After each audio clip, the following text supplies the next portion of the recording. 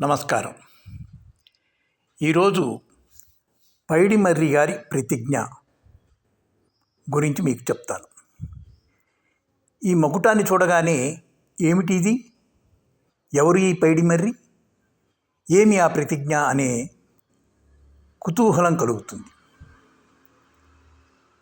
పోటీ పరీక్షల్లో కొన్ని ప్రత్యేక ప్రశ్నలు మరలా వస్తూ ఉంటాయి. ఉదాహరణకు, జాతీయ గీతం జనగణమన ఎవరు రచించారు? దానికి జవాబు వెంటనే రవీంద్రనాథ్ ఠాగూర్ గారు రాశారని చెప్తాం. అదేవిధంగా జాతీయ గేయం వందే మాతరం ఎవరు రాశారు అని అడిగితే వెంటనే బంకిం చంద్ర చటర్జీ గారు రాశారని చెప్తారు. కానీ వాటితో పాటే పొందుపరిచిన ప్రతిజ్ఞ, ప్లెడ్జ్ ఎవరు వ్రాశారు అంటే బహుశా 90% విద్యార్థులు కానీ, యువకులు కానీ, పాఠశాలలో బోధనా వృత్తిలో ఉన్న ఉపాధ్యాయులు కానీ చెప్పే స్థితిలో ప్రస్తుత సమాజంలో లేరు. పశ్చిమ బెంగాల్ రాష్ట్రవాసులైన ఠాగూర్ గారికి, బంకిం చంద్ర చటర్జీ గారికి కలిగిన సముచిత స్థానము ఈ ప్రతిజ్ఞ వ్రాసిన రచయితకు చరిత్రలో సముచిత స్థానం కలుగలేదు. ఇది వింటున్న మనకు కూడా ఆ రచయిత ఎవరు, ఎక్కడివారు అన్న స్ఫురణకు వచ్చి ఉండకపోవచ్చు. బహుశా మీకు గుర్తుండే ఉంటుంది, చిన్నతనంలో మనం పాఠశాలలకు వెళ్ళినప్పుడు చేసే ప్రార్థన తరువాత ప్రతిజ్ఞ అని చేయించేవారు. ఇప్పుడు మీకు స్ఫురణకు వచ్చి ఉంటుంది. మన పాఠ్య పుస్తకాలను గమనిస్తే మొదటి పుటలలో వరుసగా జనగణమన, వందే మాతరములతో పాటు మరో పుటలో ప్రతిజ్ఞ, ఇంగ్లీష్లో ప్లెడ్జ్ అని ఉంటుంది. ఆ ప్రతిజ్ఞ ఒక్కసారి మొదటి 2 లైన్లు చదువుతాను. భారతదేశము నా మాతృభూమి, భారతీయులందరూ నా సహోదరులు అని మనము ప్రతిజ్ఞ చేసేవారం. ఇప్పుడు పాఠశాలలో ఎక్కువ శాతము ఈ ప్రతిజ్ఞని చేయించటం లేదు. కారణం తెలియదు.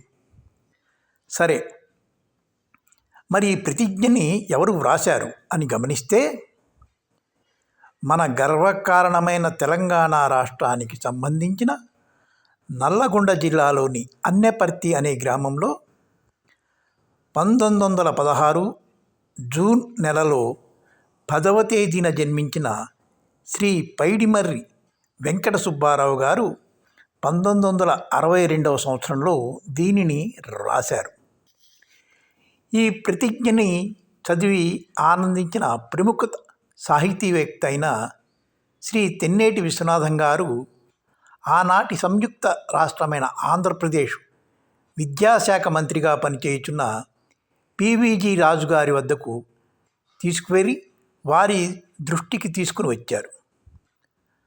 దీనిని చూసి ఆనందించిన పివిజి రాజు గారు తదనంతరము 1965 బెంగళూరులో జరిగిన కేంద్ర విద్యా సలహా మండలి సమావేశంలో ఈ ప్రతిజ్ఞను జాతీయ ప్రతిజ్ఞగా ఆమోదించి జనవరి 26, 1965 నుండి, అంటే ఆ రిపబ్లిక్ డే నుండి ప్రతి పాఠశాలలలో ప్రతి విద్యార్థి చేత ఈ ప్రతిజ్ఞ చేయించాలని తీర్మానాన్ని చేశారు.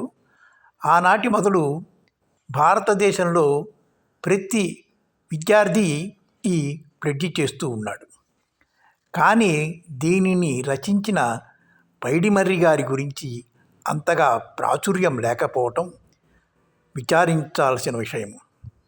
కానీ నేటి తరం రచయిత అయినటువంటి శ్రీ ఎలికట్టి శంకర్రావు గారు 2011లో ప్రతిజ్ఞ పదశిల్పి పైడిమర్రి అనే పేరుతో ఒక సంచికను ప్రచురించారు. ఆంధ్రజ్యోతి దినపత్రిక వారు కూడా ఒక వ్యాసాన్ని ఆ సమయంలోనే ముద్రించారు.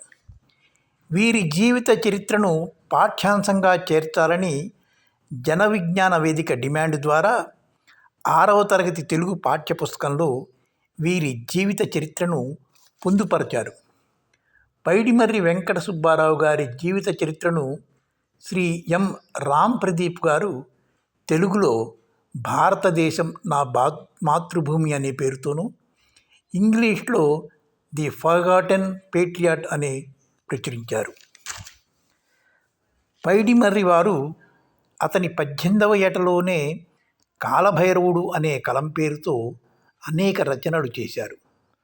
వారి రచనలు మొచ్చుకకి ఉషస్సు కథల సంపుటి, దేవదత్తుడు, తులసీదాసు, బ్రహ్మచర్యము, ఫిర్దౌసి ఇలా అనేకం రాయటం జరిగింది. అనువాద కథలు కూడా వారు రాశారు. వీరి శత జయంతి 2016లో జరపడం జరిగింది.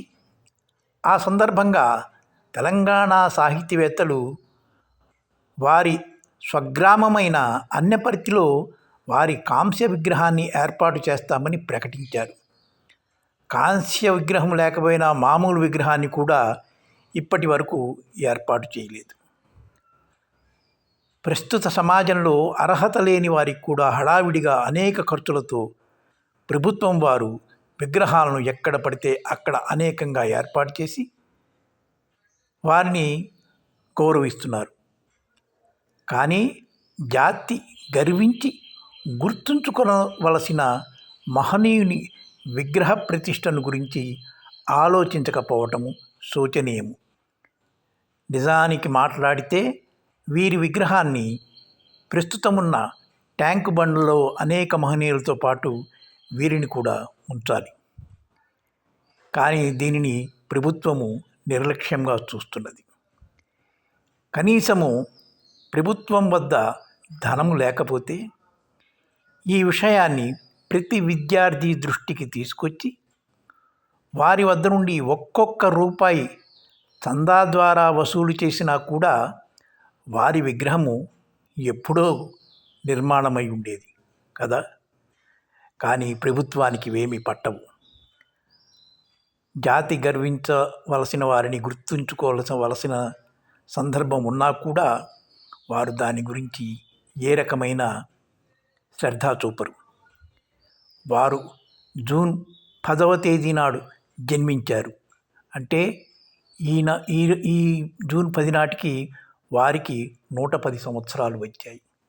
కానీ వారి గురించి ఎక్కడా ఏ దినపత్రికలో కానీ వారి గురించి ఎటువంటి ప్రకటన కూడా చేయలేదు.